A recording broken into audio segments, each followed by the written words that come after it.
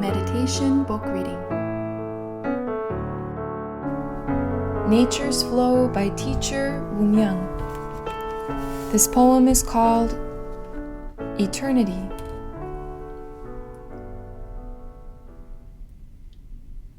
Eternity is the quality of being unchanging.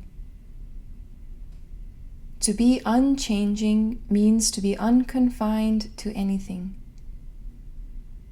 To be unconfined means to have no confrontations. Confrontations are created by the thoughts of man, but the eternal truth exists as it is. Eternity is the state of existing as it is. Eternity is the state of self-existing. The true identity of eternity is the place where all things come and go.